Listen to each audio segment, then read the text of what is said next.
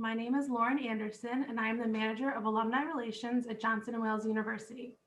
Thank you for joining us for tonight's session, Sip with JWU, The Distillation, Styles, and Botanicals of Gin.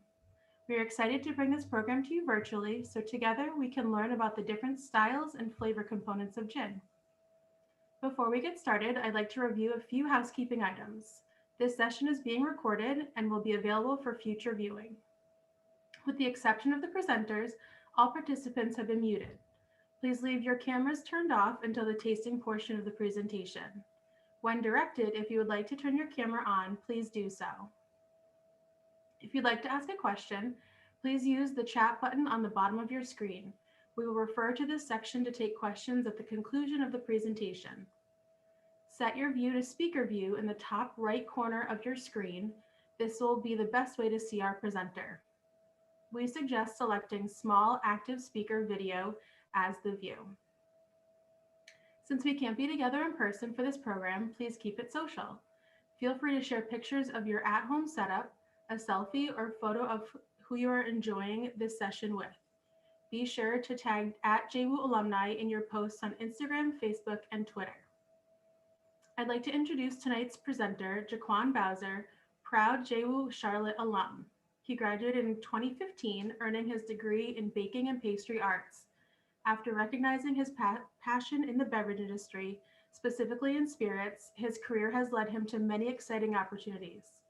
JaQuan has worked in a number of luxury collection and boutique hotels in North Carolina, and he's worked for country clubs between Michigan and North Carolina, including the Masters Tournament. His experiences have brought him into roles both in the front of the house and the back of the house. JaQuan currently lives in Charlotte, North Carolina, and works for a local distillery, Durham Distillery. He has participated in Proud to Celebrate with Chandon, a class with Portland Cocktail Week, and most recently won a virtual cocktail competition with Wild Turkey Bourbon. We are so grateful to have him and his level of knowledge with us this evening. Please join me in welcoming JaQuan Bowser.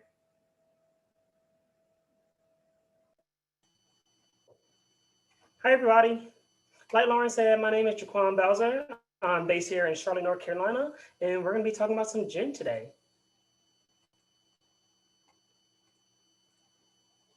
So this is just an overview of everything that I will be talking about through our presentation today. The different styles of gin, types of distillation, and botanicals, and then we're going to move into our actual tasting portion with our cocktails. Next slide. So this is just the definition of gin. I'm not gonna read it verbatim to everybody, but gin is just a juniper flavor spirit that is made with ethanol. That's all it is. That's all it has to be. The minimum ABV for it in Europe is 37.5%, and in the US it has to be at least 40%. There's no natural flavoring. There's, of course, other botanicals that can be added to your gin, but aside from it being at least 40% or 37.5% and having juniper in it, it's kind of a free game. So some of the different styles of gin that I'm going to talk about in a moment is going to be our London Dry, our Old Tom, our Plymouth, Jennifer, Navy Strength, American Dry, and a couple others as well that aren't widely acknowledged as much by the EU and just by most cultures and across the country. So I'm going to start off talking about London Dry. London Dry is, of course, one of the first styles of gin. It's going to be that juniper dominant, that like pine tree, very juniper heavy, unsweetened gin. So it's going to be like your Tanqueray, your Beefeater, your Bombays are going to be, just name a few of the London Dries that you will commonly see. You all can't really see down here, but I do have a number of different gins that I'm going to kind of lift up and kind of talk about a little bit to you all as I go about it. But one of the gins that we're going to actually be doing for the tasting is going to be the Tanqueray. So this is, of course, a London Dry. We'll go a little bit more in depth about it when we get to that portion. American Dry is a better balance between juniper and other botanicals. Of course, gin has to have juniper in it, but it has other botanicals and not as heavy juniper flavoring in it. Some good ones for this is going to be Aviation, which is very well known. Ryan Reynolds really helped a lot with that. Then we have St. George. I have three different types of St. George's down here. So St. George is another American dry that's very popular. And then like I said, like I mentioned, I live here in North Carolina in Charlotte. So we have a number of local gins, American dry gins here as well. So I have the Chemist for those who live in North Carolina and or Charlotte. It's based out of Asheville, North Carolina. Sutler is based out of Winston-Salem. And then my gin that I work for as well, Conniption American Dry. All great American dry gins that I'm very happy to always talk about and lead people into conversations about that product. Plymouth gin is going to be the next style of gin, another style of gin. So that one is, there's no real difference between that and a London dry. Plymouth is not very far away from London, so it's still, of course, based in the UK. It did lose its regional administration. That was basically the only thing that made it different. Was more so like a marketing scheme for them. So that was lost in 2015. But there's no real massive difference between Plymouth Gin, and Plymouth Gin is the only gin. If you all are familiar with gin, that's actually the name of the gin. So there's nothing really like special about that one, but it's always kind of fun to dive into a little bit of history with that. Old Tom Gin is the oldest style of actual English gin. So that one, you will see it mainly in America by Rancid. If you all can see this, yeah, Rancid. So this one, you can see it has like some color to it. Of course, most of you all are probably familiar with gins not being colored because it is considered a Nutri-Grain spirit that is from the still to the bottle and doesn't go through a barrel or any type of aging process. The reason that this one does have some color to it, this Old Tom gin, because it is made in America. And when gins was being shipped from the UK over to America, they had to ship it into a vessel, and those vessels being barrels. And with the barrels, it does extract some of those wood colors and have some sweeter notes. They added sugar to Old Tom gin, so this gin will have some sweeter notes than your London dries, but it kind of still goes along the lines of that juniper dominated, but the only thing that's going to be different is it is a sweetened gin. Next, we have Geneva. So Geneva is one that I'm not as familiar with. I will go ahead and admit that there is three different styles of Geneva that's basically kind of aged similar to like a tequila, where of course tequila have a blanco, anejo, and a reposado. Or reposado and then anejo. I'm sorry, but same thing with kind of juniper.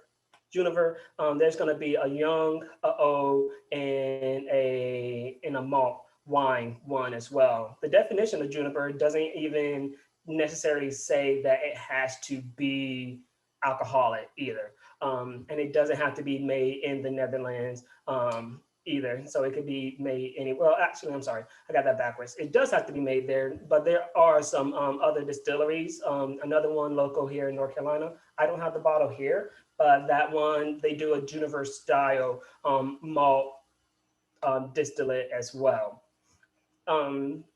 Navy Strength Gin, this is probably one of my personal favorites. My distillery also makes a Navy Strength Gin. I have it right here. So Conniption Navy Strength Gin for those, once again, who live here in North Carolina. So the thing that makes this gin a Navy Strength Gin and why they call it Navy Strength Gin is 50%, at least 50% ABV, alcohol by volume, is the minimum that it has to be for alcohol to ignite. So of course you think of like your rubbing alcohol or the hand sanitizers that we've been using a lot of for almost the past year now. They don't really ignite. Well, they should ignite, but most of them don't really. And they do all have like flammable options on them.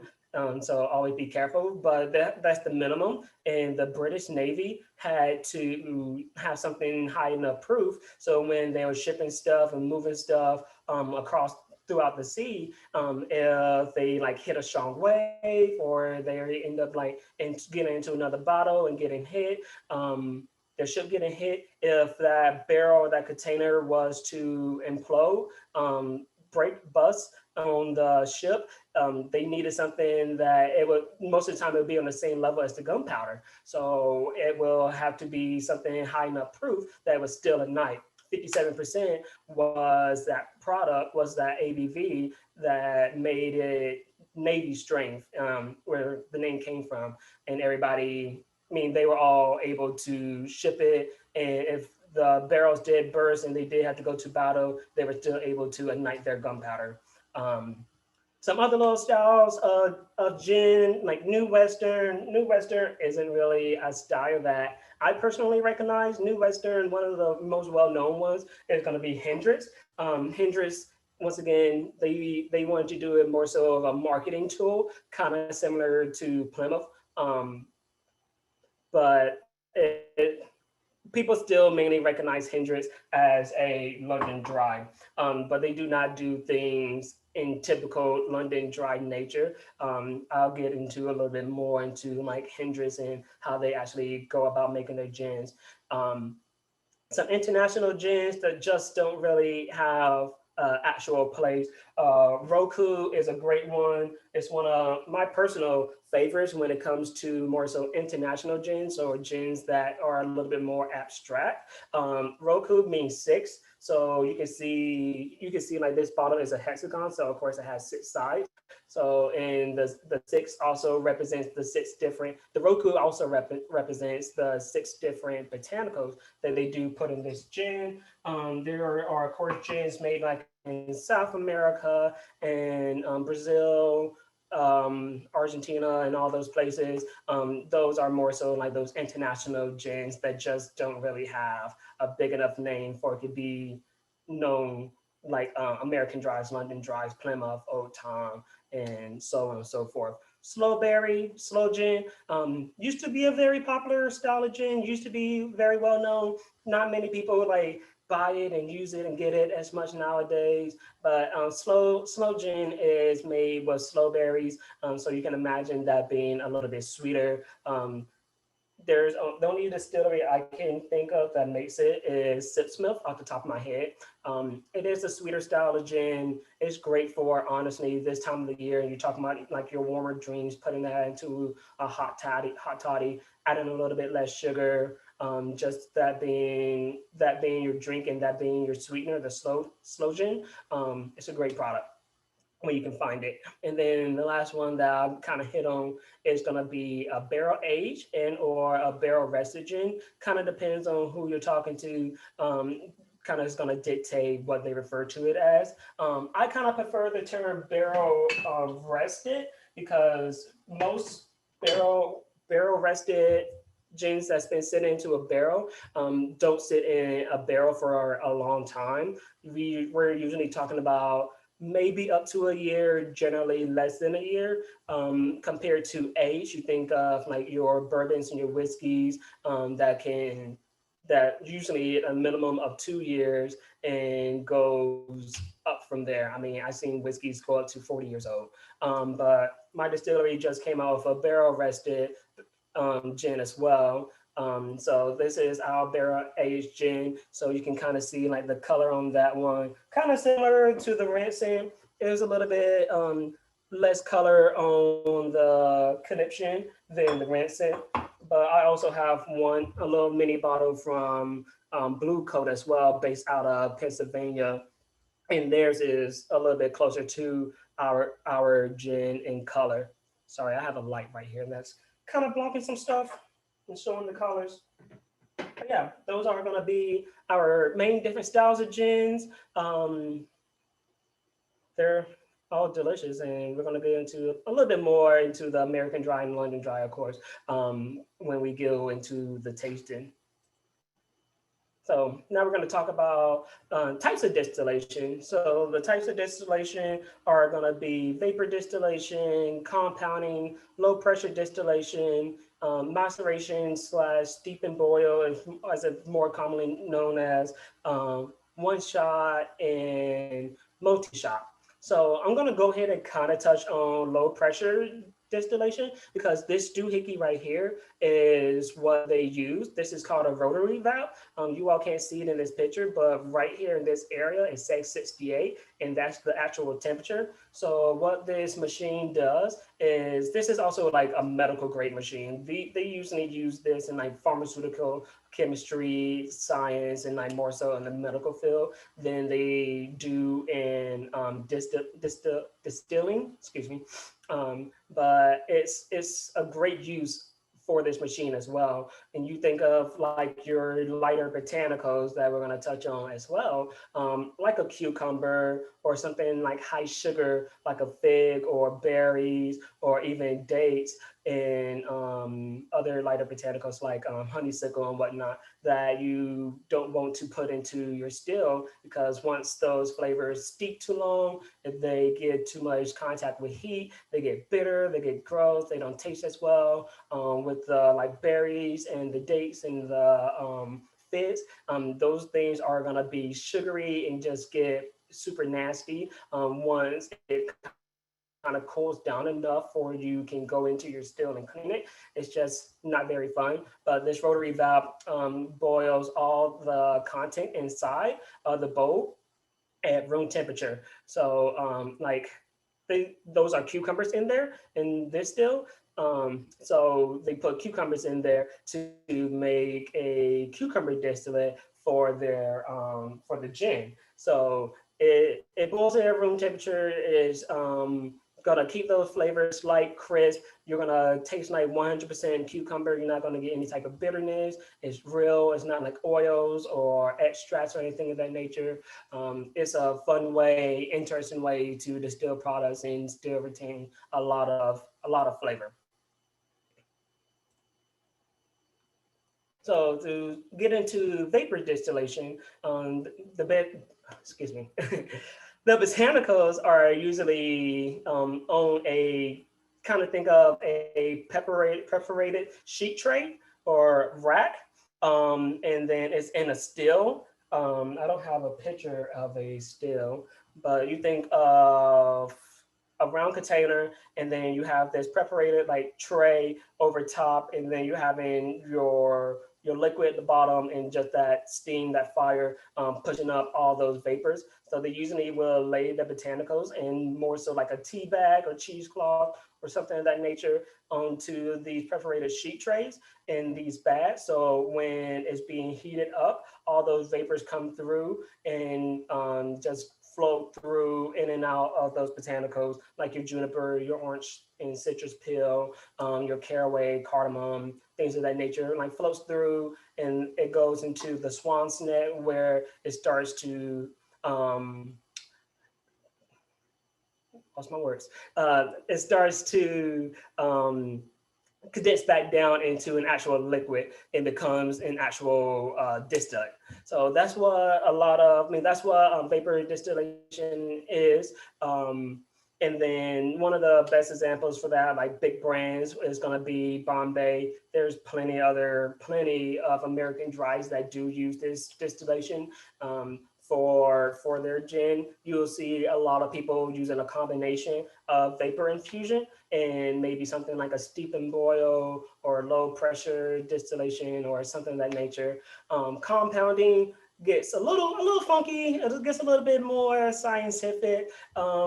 So they usually have like their extracts and their oils, and they usually combine that with the Nutrigrain spirit. So it's more so of a blending at that point instead of necessarily distilling. Most gin distilleries don't actually distill their Nutrigrain product. They usually buy it from somebody and then add their flavors in to match that Nutrigrain spirit and that flavor profile that they are trying to go for in those products. Hendrix is a great example of a compound gin. This is their midsummer solstice. So this one is going to have a little bit more heavier floral notes and a little bit more sweeter than your classic Hendrix.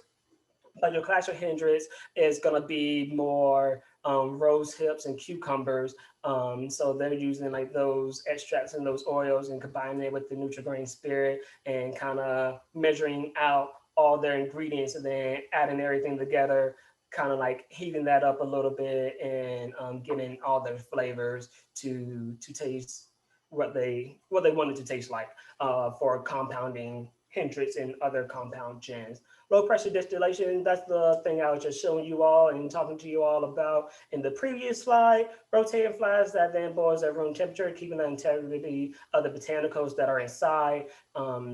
It's like I said, it's a fun, cool way to distill. And the one that most distilleries tend to use is about 20 liters. And you think of a bottle of alcohol, usually comes in a 750 milliliter bottle. So it's fairly small batch. You get a little over 25 bottles per batch. So it's not really useful for bigger distilleries since they're doing so much, and these machines are of course not cheap. But for the amount that they're making, usually you'll see people, mean bigger distilleries like the Bombays and Hendrix and Tanqueray doing things like vapor distillation, compounding, and as you'll see on the next slide, like maceration and one shot, and sometimes multi-shot as well. Going into maceration and steeping and boiling, steep and boil. There's no real like actual maceration going on with the botanicals. What they're mainly doing is having Tanqueray actually does make their own Nutri-Grain spirit, but Tanqueray is such a massive distillery, and they have things like Kettle One under their umbrella and Gordon's as well. Under their portfolio, it kind of would make sense if they went ahead and make their own, since they do have so many other products within that Diageo portfolio. So they made their own Nutri-Grain spirit, and then they added to the still separately with their botanicals. They only have 4 botanicals that I'll get into in a couple slides here. And then they add like some water, some demineralized water to it. And then they let all of that sit, steep, and get all those flavors out for like 5.5 hours. But that part doesn't really matter because a lot of distilleries, a lot of London dry distilleries do use it, and 5.5 hours isn't something that necessarily all the distilleries do. And then they go off and they go ahead and distill that to let's say like 140, and then they bring back down the ABV for the bottle.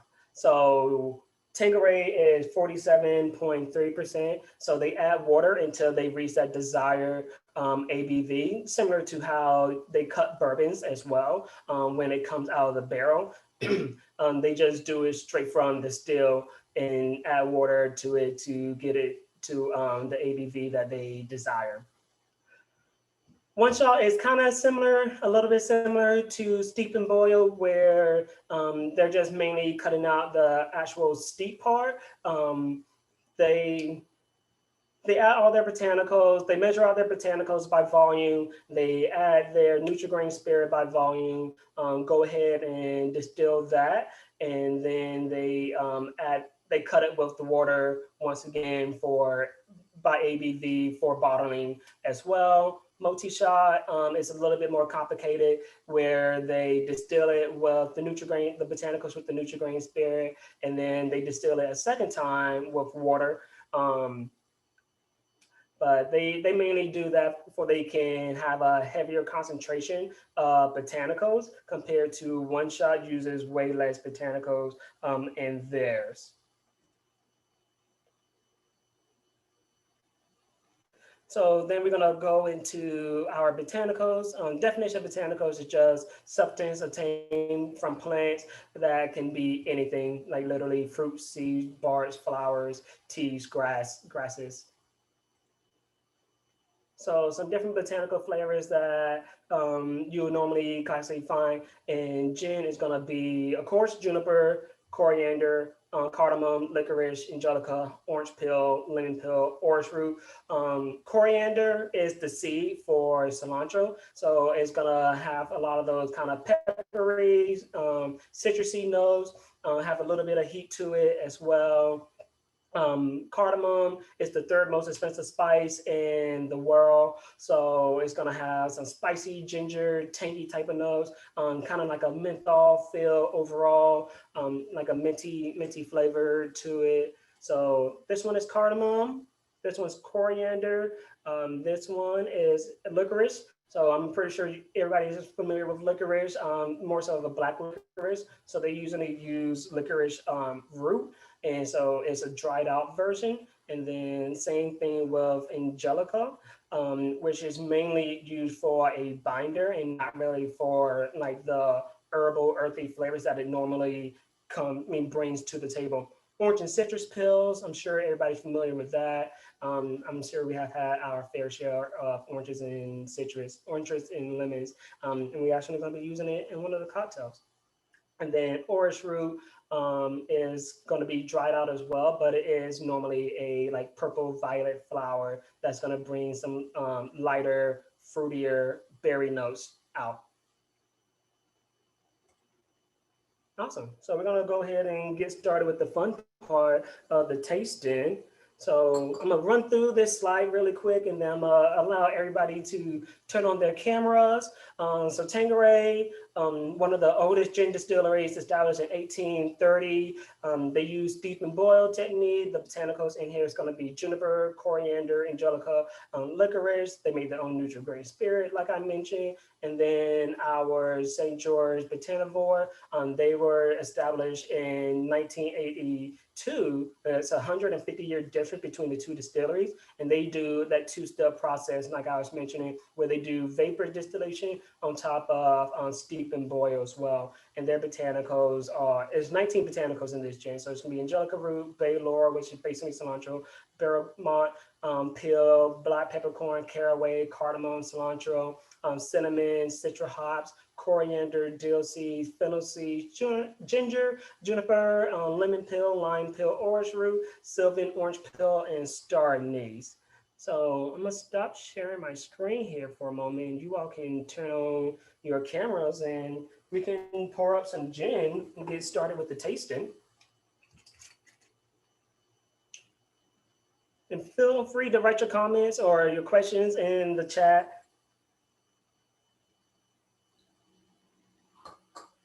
Pour a little bit of both real quick for myself. Oops.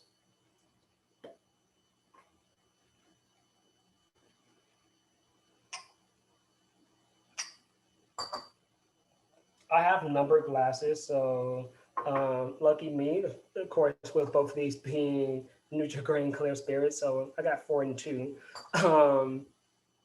So with the Tanqueray, I don't give out tasting notes. Let me go ahead and state that. I don't really give out tasting notes because everybody tastes differently. Everybody is probably all across the country, if not the world. Like up in Rhode Island, I know it's snowing up there. The ladies were telling me earlier, so they're probably thinking of us trying to be a little bit more warmer and a little bit more cozier when it comes to like drinking anything probably right now. And I'm like halfway sweating in here. It's like 55 degrees here in Charlotte, and somebody else might be in Florida talking about some tiki drinks and something more tropical as well. So I don't really give out tasting notes. I'm going to tell you all, like the botanicals, like I already mentioned. We can go back to the slide, or I can pull back the slide and mention those to y'all. But I want to hear what you all think. So we're going to go through the Tanqueray first. What you always want to do when you're doing your tastings is, of course, have some water on the side and do a little whiff. I usually like waft it like a little back and forth, or waft the glass a little back and forth, so I can get things in both nostrils. You'll be surprised of something that you will get on your left side that doesn't necessarily come straight through on the right side. until it kind of like meets up in your nasal patches, like up here. But get that little smell. I swirl it around. I just have such a habit of swirling it around. It doesn't really do anything. It's gin. Do a little small sip, just to kind of get your palate acclimated with that spirit, and then do a little bit larger sip and kind of like whoosh that around your tongue.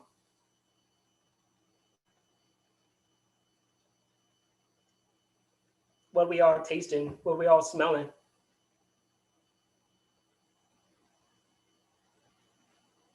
Can they turn on their mics, Lauren, or do we not want everybody to talk at once?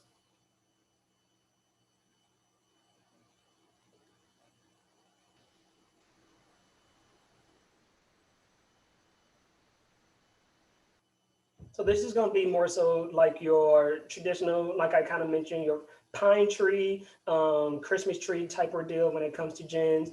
I think Tanqueray is not as piney and Christmas tree like as other gins. So I think it's not the most balanced, but you can, I mean, you can definitely get like those citrus notes, a little bit of that pepperiness that comes in, coriander. The sweetness of this gin is kind of, is a little up there compared to most London dries. Like I mentioned, London dries London dries don't have any sweetener added to it, but that juniper and especially like that licorice, you're gonna get some sweeter notes from them, and even a little bit of citrus, like orange citrus, like orange peel to be exact,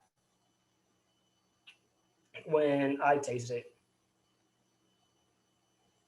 So, oh yeah, thank you for bringing that up, Kelly. So we're doing a tasting of American dries versus London dries, and if you're tasting a London dry, they're going to be, of course, a lot similar in the more so juniper heaviness. And when we taste our American dry, it's going to be a lot more balanced and a lot less juniper. So um, Boodles and Tanqueray aren't really the same, but when we move over to our American dry and you taste your American dry, you can like pull out some of those more so distinctive notes from it.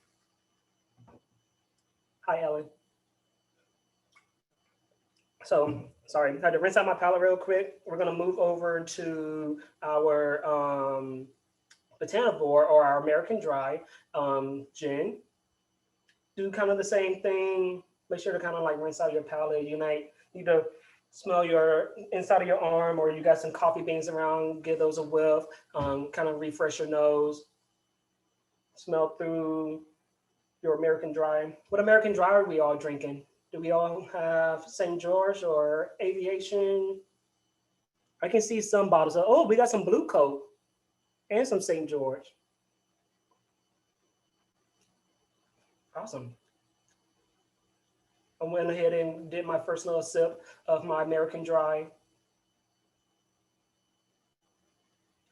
Honestly, James, I can see some questions. I can't see all of them. Honestly, James, depending on where you're at, if you're here in North Carolina, I have plenty of recommendations. I have friends in other states that I can reach out to if you're somewhere else.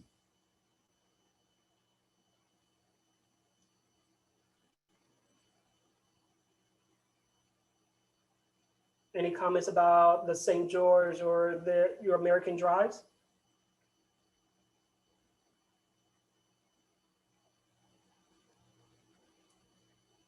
Another thing that I did learn from more so of a whiskey dude, actually Freddie Johnson, if you all anybody drinks whiskey here, based out of Buffalo Trace, is I'm gonna use the rest of my Tanqueray, is having your hand out and just putting like a little bit in your hand, just switching it around like you got some hand sanitizer. It's close enough. It's 47%. Make sure to still wash your hands and just clapping it and like giving it a whiff and seeing what you smell in that. Of course, with like bourbons and whiskeys, you're gonna get a whole lot more notes of wheat and corn and things of that nature. But with gin, you can bring out some more of those. botanical notes, and gin.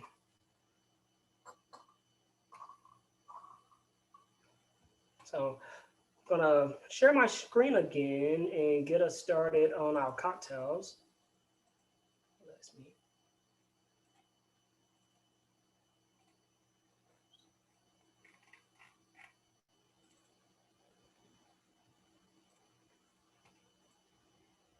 Awesome. So we're gonna go ahead and take me on start with our first cocktail, which is gonna be a classic Negroni with the Tanqueray or your London Dry.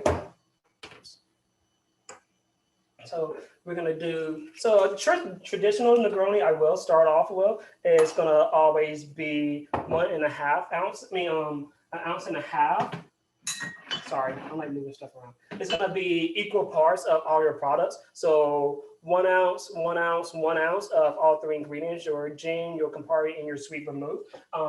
For my Negronis, I like to kind of do a higher ratio of gin, since Campari is such a strong flavor. Unless you're using a nice, strong, sturdy gin.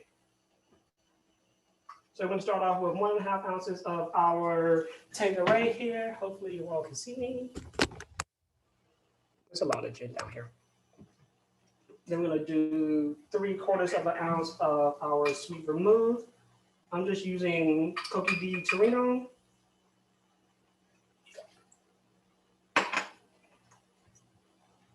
And then I got a little mini bottle of Campari over here that I'm going to use up for my 3/4 of an ounce of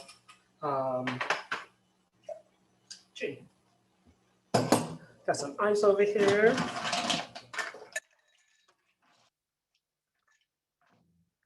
And give that a quick stir. Most people usually tell you like 15, 20 seconds. Some people tell you 20, 30 rotation. I personally go by my glass, my like actual mixing glass. So once my like mixing glass gets starting to get chilly by my touch, that's when I know I'm there. And I go ahead and strain into my glass. Actually, I'm gonna grab my ice cube real quick. You can use your same regular home ice. It's all good. I do have some big cubes here at home. So I'm gonna use that. Pour that straight over top. And then we're gonna do a quick little orange peel.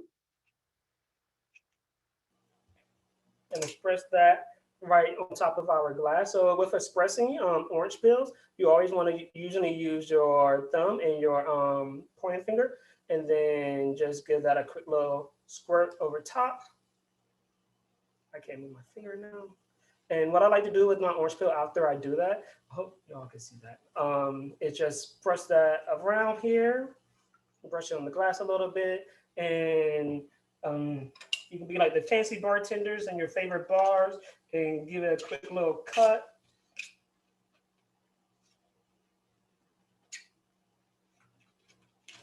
And twist it around. Then we have our Negroni here.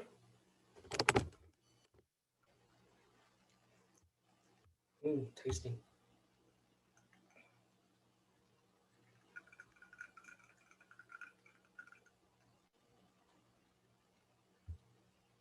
And then we're going to move over to our next cocktail really quick. I'm going to leave this up as well for everybody can at least see it. Just want to go ahead and make this for y'all real quick as well. Grab my juicer.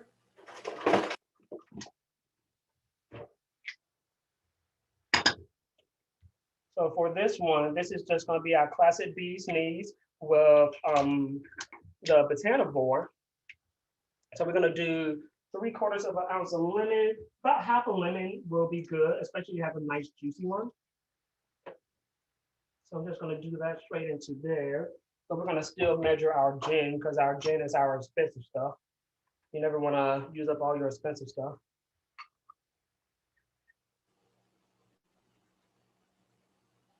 Got 2 ounces of that. And then we're going to do 3/4 of an ounce, half an ounce of honey syrup. Honey syrup, I usually use a local honey. I go to our farmers markets here in Charlotte often and pick up ingredients from there. I got this honey from our Christmas carnival thing that we were doing here, and got some nice local honey from there. Honestly, it tastes so much better. It smells delicious. It's so lovely. And then grab some more ice for our shaker tin. Pop that right over top.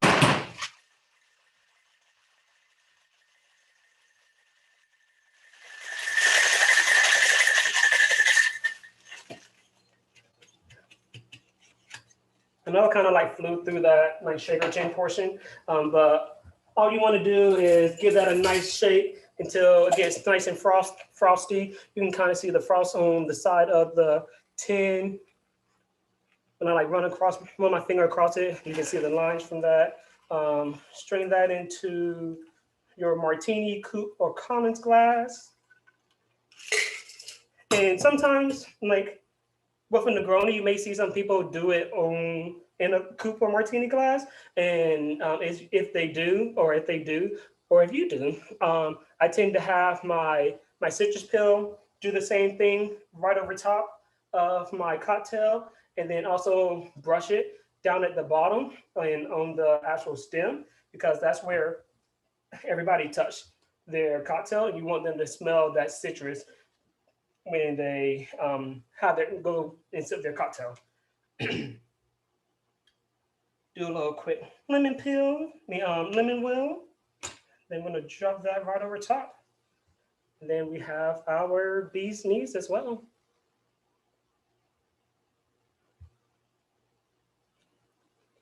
Now this is the one I want to drink.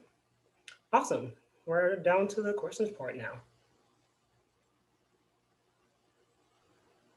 Wonderful. Thank you. I know I kind of like flew through those cocktails, so if anybody need me to pull that back up, let me know. And we can include the cocktail recipes in the follow-up email so that you have those to make them again. All right, so we have some great questions in the chat already. And if you have questions for JaQuan, feel free to put them in the chat and we will pull from there. So I want to start with Michael's question. His question for you is, what is your favorite thing about gin? My favorite thing about gin is all the botanicals. So you have all these different flavors that are going into a product, and the way that it like distinguates and changes all the flavors when you combine them and distill them, and the different proofs of them, of course. I get really nerdy about like the botanical portions of gin.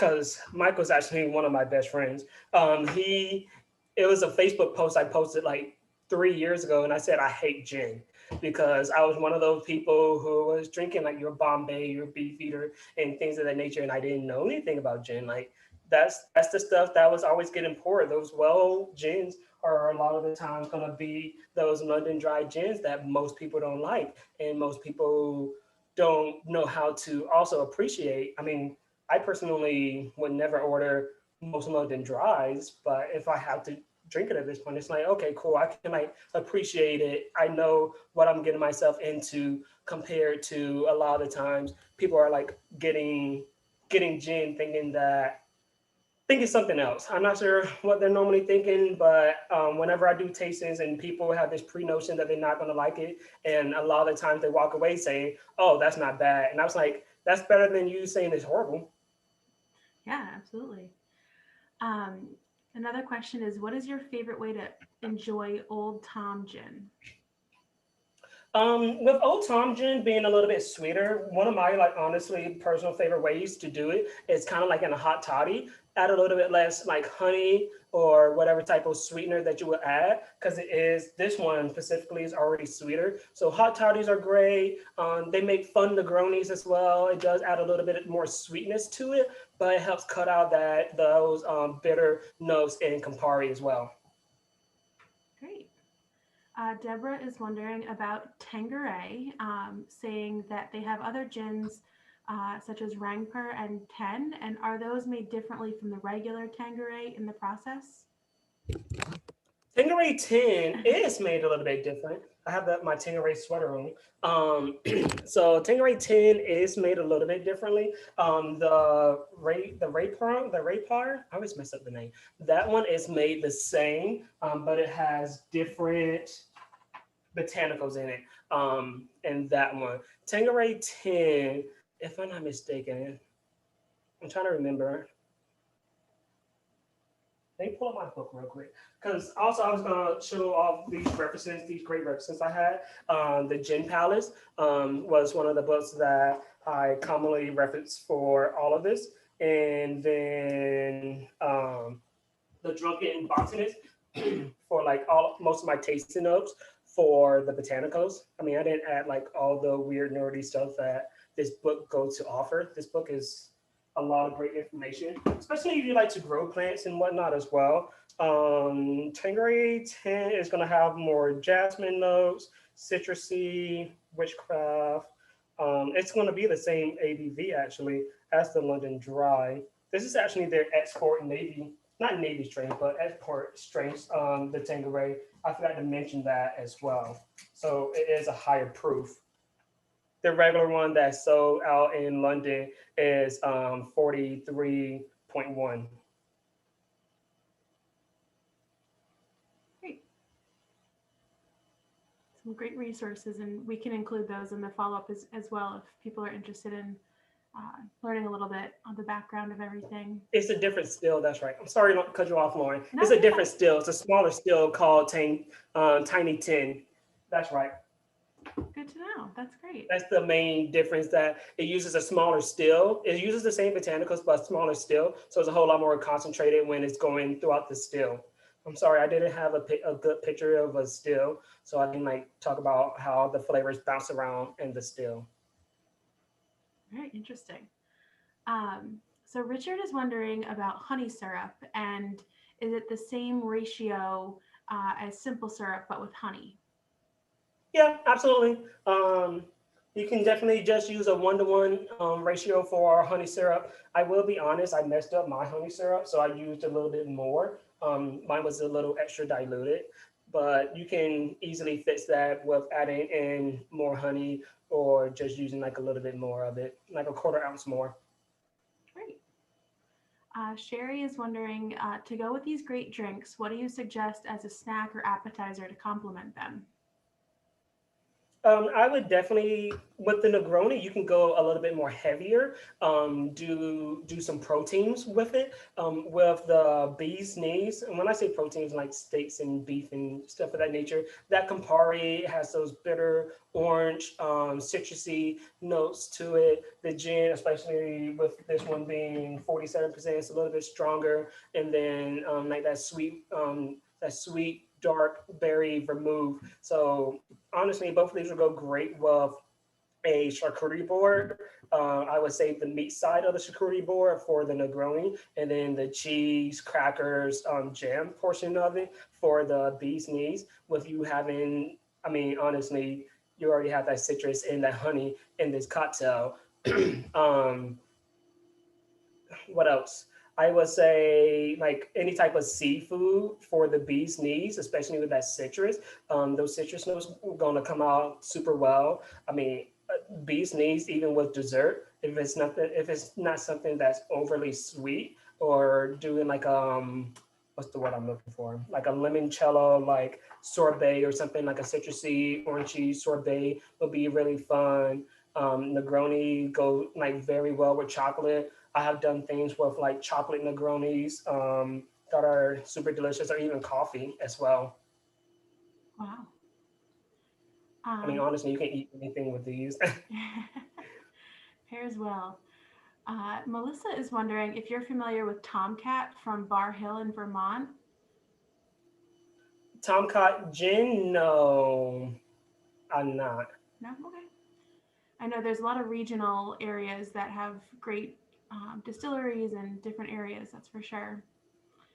Yeah, So Yeah, and Stephanie, we will send the recipes with the follow-up email tomorrow, and also the information about the books that JaQuan is referencing as well.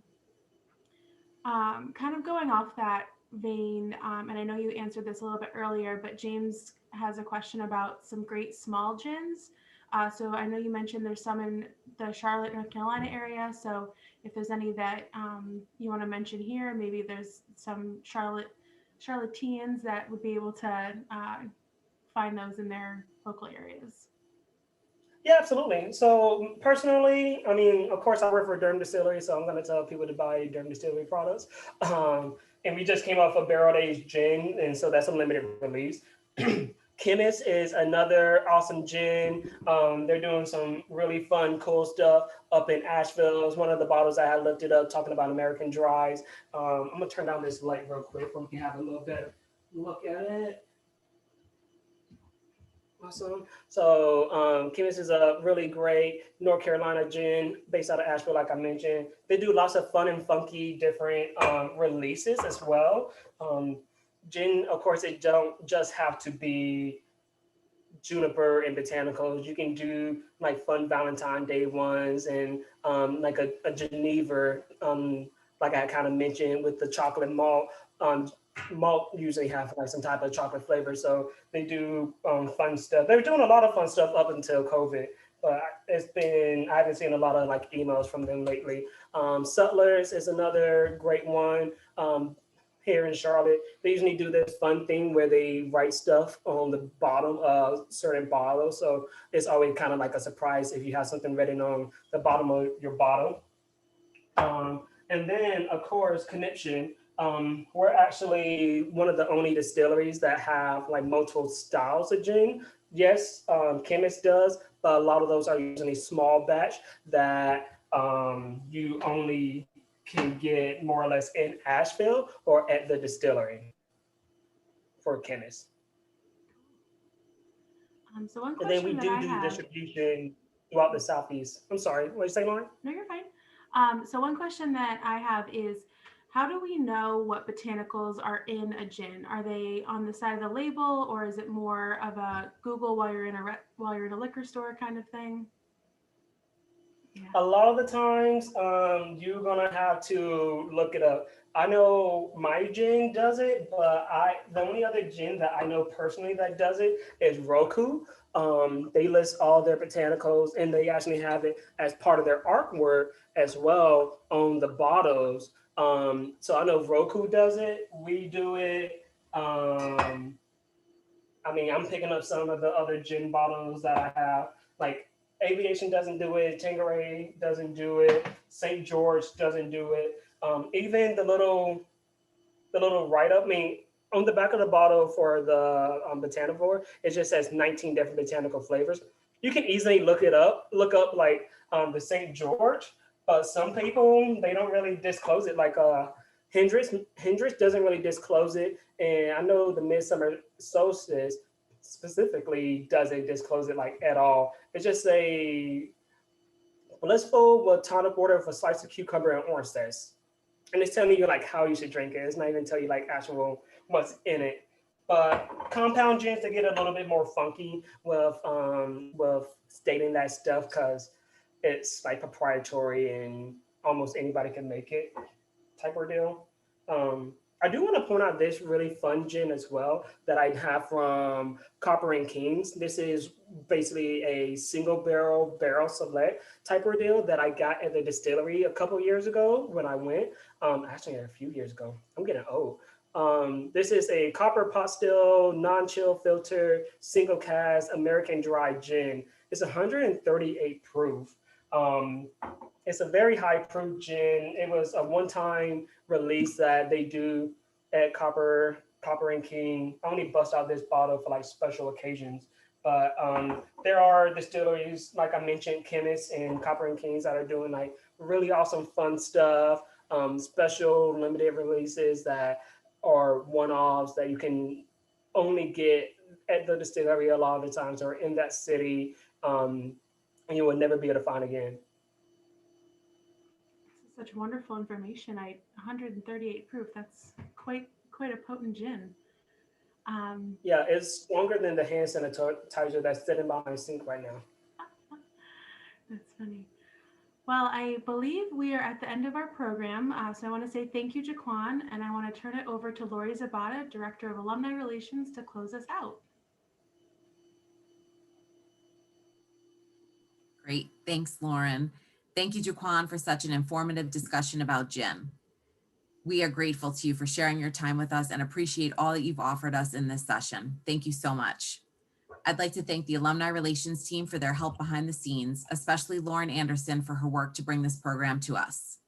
And finally, thank you to all of our JWU alumni in attendance. As you may have heard, JWU's College of Culinary Arts has evolved into the College of Food Innovation and Technology, or CFIT as we like to call it. More than just a name change, CFIT is a landmark interdisciplinary approach to education, meaning we work across areas of expertise to come up with creative methods of problem solving. As we continue to build upon our global reputation as a culinary education leader, you can directly support the students following in JaQuan's footsteps on the Charlotte campus. Alumni gifts of all amounts are more than just donations. They increase JWU's rankings, ratings, and reputation, which actually increases the value of a JWU degree for current and future graduates. To directly support our culinary students in Charlotte, please use the link in the chat window, and remember that all gifts make a difference. We sincerely hope that you enjoyed this evening's session, Sip with JWU, the Distillation, Styles, and Botanicals of Gin, part of the JWU for You family of programming. Through JWU for You, alumni can engage in informative and interesting discussions related to professional development, social, and avid interest topics. Join us on February 24th for another Sip with JWU session with Professor Sarah Malik. For the full listing of upcoming events and more information, please visit our events calendar at alumni.jwu.edu. We appreciate your attendance and wish you a wonderful night.